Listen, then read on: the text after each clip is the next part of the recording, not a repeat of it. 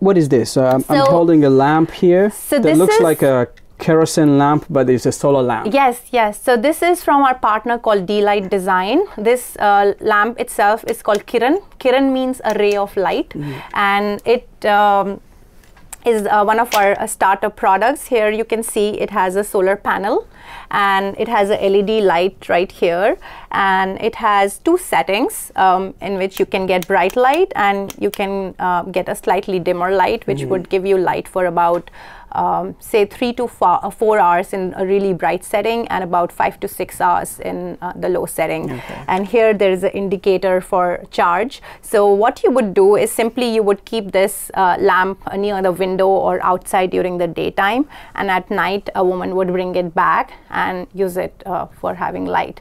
And why it benefits is because one, it's affordable, and it's solar. So once the cost of the product itself is breaks even in few months, then you don't have to pay a single penny on kerosene again. Millions of dollars from the continent are paid just for that need, just the need to light a home. Absolutely. In kerosene costs. Yes. Well, what do you have else in the bag? This is just a lamp, like a reading lamp. So so this can be used for small tasks, and then I have this lamp from our partner called Nokero. It's the world's first solar light bulb. And here you have the panel. Here you have LED lights. Let's see. These are the little LED lights that are inside. Okay. Okay, can we I guess read it? you probably didn't charge it? I have another one. Okay. Let's see. Okay. So right here, so that one is not charged. So this has LED lights in it. And here it has the panel, and you charge it during the daytime, and at night time you simply bring it back and you hang it in the room. So how much area can this light up? It would be can you light a small room? A really small room, and what's really encouraging is that these innovations are constantly getting better and better. So Nokero, while I speak, they have even a larger product with even more intense light, which would... Based on your feedback that you give them from the ground, from the field? Yes, yes. So they do their research, and what we do is that we provide real-time feedback from our entrepreneurs. What do they really think? How would the product fare? So in some of the markets, people say, don't give me a fancy product, just give me a simple light bulb. I just want light. Somebody would say that I also have a cell phone. Can I charge a cell phone using a lamp? And I actually don't have it, but one of our really good selling product is also from D-Light Design. It's called Nova. It's for $45, and it also charges a cell phone. Wow. Now so it's a light and also charges a cell phone. Yes. So now, and knowing that there's a great proliferation of cell phone technology on the African continent, that is quite something. Absolutely, because people have cell phones. They might not have electricity, but they have cell phones because knowledge is power. Absolutely. So what they would be doing is they would be hopping on a public transportation, going to the next nearest town, paying somebody money to charge their cell phone using a car battery, which somebody would have set as another local business. But now if I don't have to make that expense, and if I can charge my cell phone on my own at my home, that is immense, and that's not just in rural areas. There's so many blackouts, as you will know, even in the urban centers across Africa. Right. Even people in urban centers, when they see these products, they say, "Can I have one?" You give them that bag. You have just shown us only just the third product. So this is another product I have. This is by our partner United to Light. This is a task light. You can see if it's much darker. Okay, so, I can see the light. So this is a task light. That's what we used to for like a reading lamp. For a reading lamp, or if somebody's sewing, they could use it. Okay. So and again, it's important feedback that we give. Example is I was talking to a group of women in Uganda, and I was showing them this lamp. Before anything goes in the bag, we have to make sure that the women like it, and what feedback do they have. So they love the product, but here it says United to Light all-purpose solar reading light. Right. So the woman looks at this and she says, "Reading light? I don't read. Take it back." But then we said, okay, why don't you try? When they started using it, they said found other purposes for they said this is a great task light. I can sew, I can work in the kitchen with this. So we went back to the manufacturer. We said, you have a great product, just drop the reading from there.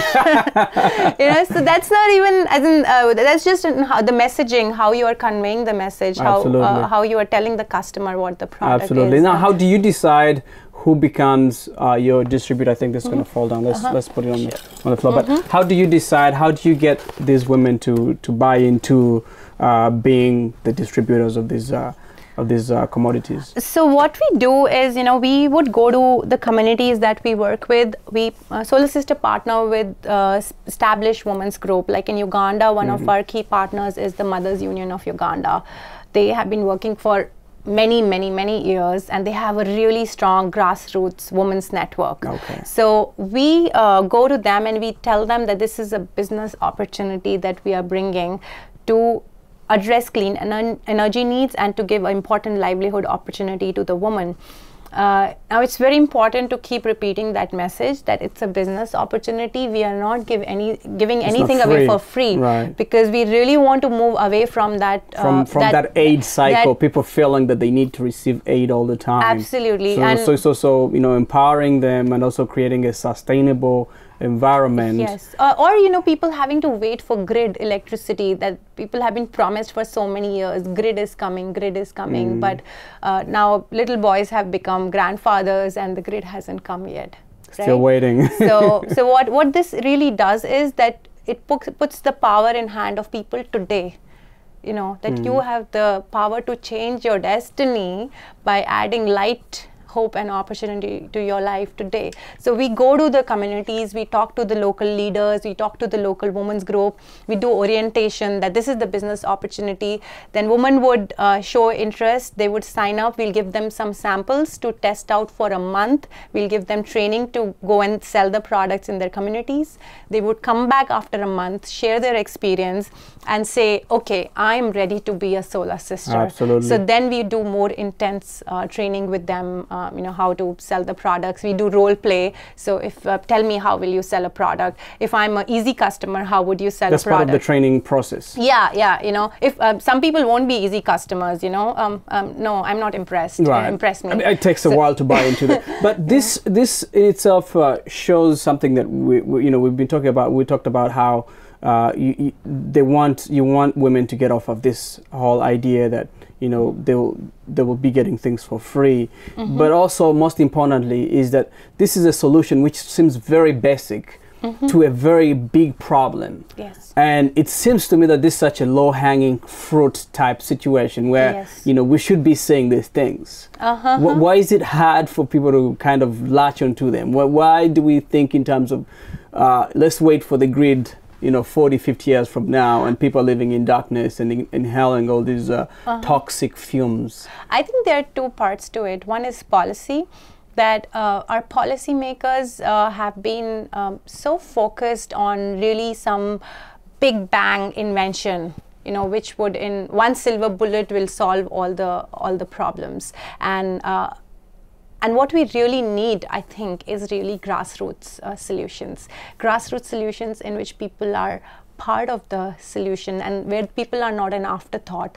And hopefully, now with the climate change conference happening in Durban, our hope is that people would be a part of the discussion, that why don't many of these conferences feature the people for whom the work is being done. And those are the base of the pyramid people that you were talking about earlier. Really, so one is policy. How can we make sure that policy is not just focused on big issues which are important? How do we increase energy efficiency for buildings? How do we industries, right. Transportation, but to not forget that 1.6 billion people in the world who do not have any electricity, we cannot afford to leave them in the dark. Peace cannot prevail if if a quarter of humanity Is literally in lives in the dark? Right. It's not just about development. It's about equity. It's about peace. It's about avoiding conflict. You know that, and light is the most fundamental of the needs. We all need light. So it is very real. Absolutely. So one is policy. Second is technology. That last 5 years or so, we have seen amazing progress where companies are realizing this is a business opportunity. It's not just plain old philanthropy that I give products for free, that, hey, this makes business sense. I can make money out of it. And making money is not a dirty word. You can have a conscious company. You can have a triple bottom line company, which takes care of money, which takes care of a social mission, right. which has environment at its heart. So I think we are seeing a shift in how business is done.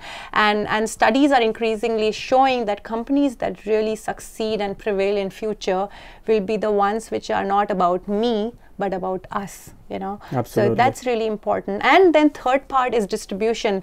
A lot of times we are so focused on the gadgets, like we have amazing technology partners that we work with, but making a gadget is not enough if a user cannot get it.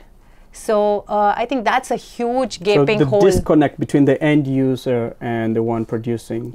I can't just keep making products and say somebody else will take care of distribution. Absolutely. And we need to focus on the full chain. And the messaging, the whole distribution chain needs to be well functional. Well, Neha, Misra of the Solar Sisters, thank you very much for coming in. Thank you. All right.